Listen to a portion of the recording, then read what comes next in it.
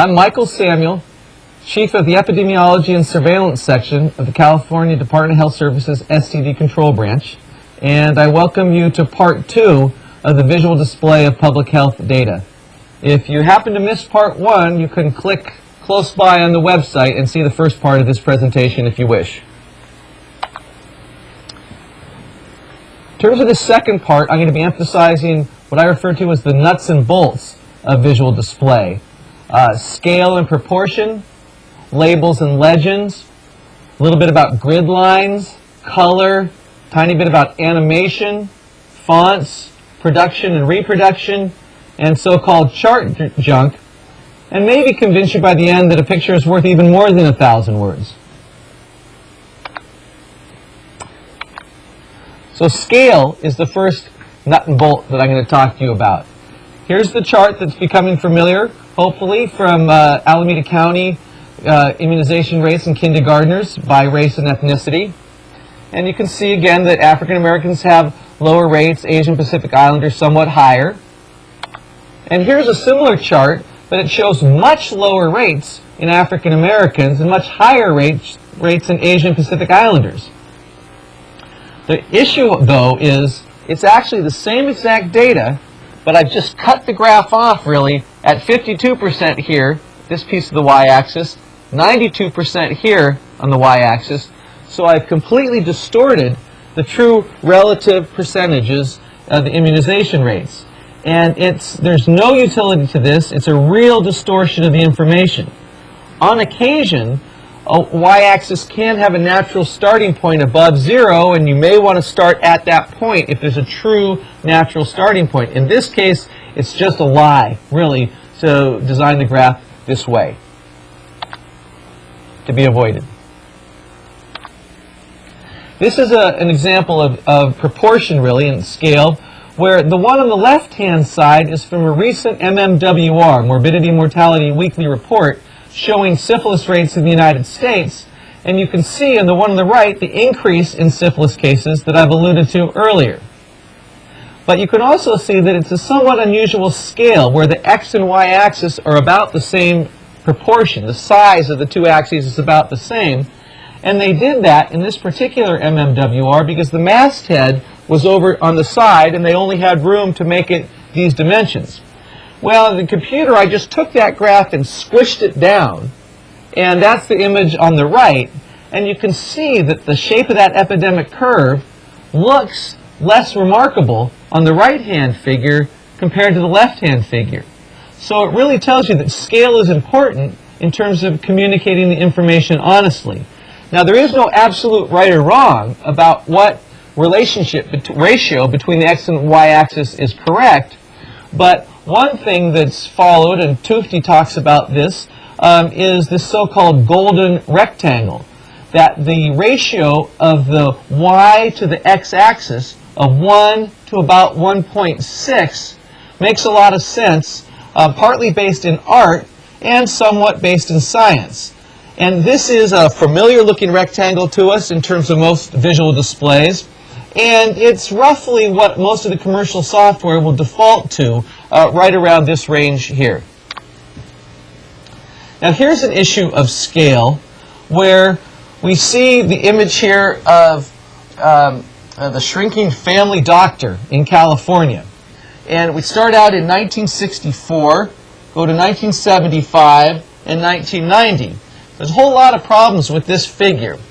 One is that between 1964 and 75 is 11 years. Between 1975 and 1990 is 15 years.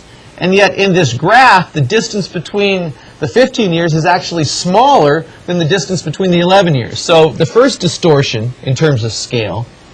And then this doctor fading back into the distance further emphasizes the distortion. And most significantly in this one, the height of the figure is roughly in proportion to the 27% compared to 12%, but the fact that there's not only height but width and therefore area makes the doctor in 1964 look much, much, much bigger, not roughly 2 to 1, but much bigger than the doctor in 1990.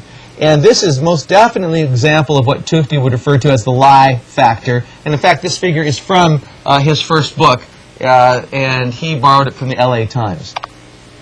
So lie factor and bad scale to be avoided.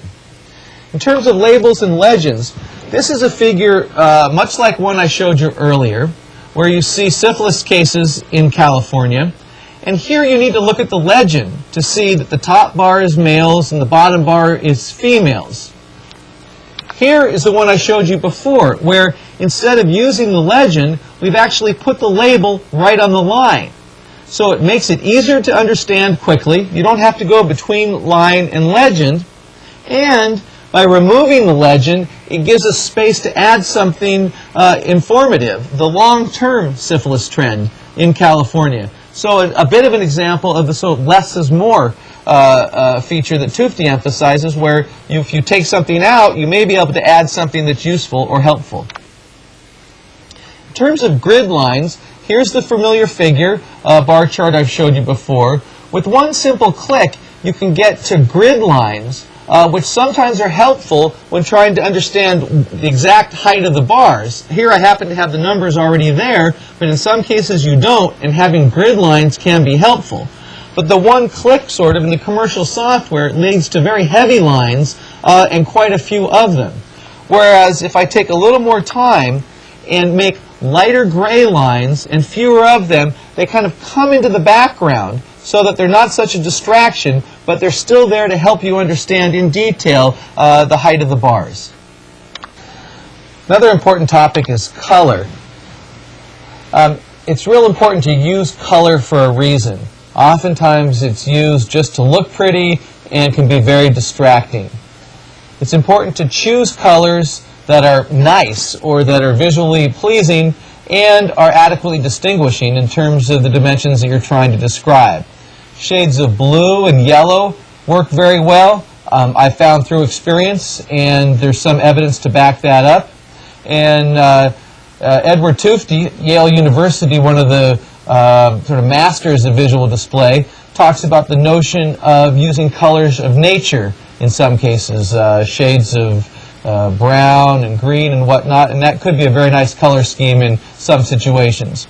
In any case, color should be used sparingly, and red is a great color in terms of danger, excitement, power, but in general it should be used sparingly, in particular, and saved for making main points or emphasizing key findings or important information you're trying to communicate.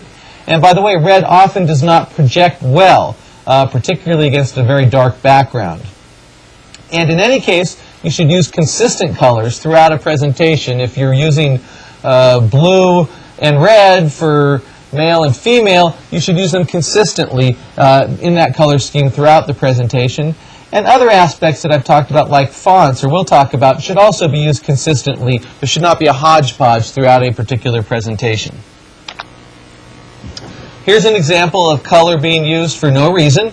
This is the familiar chart I've shown you a few times. And here we have each of the racial ethnic groups delineated with a color, but we don't need it. There's the labels in the bottom are very adequate in their description of what the race and ethnic groups are.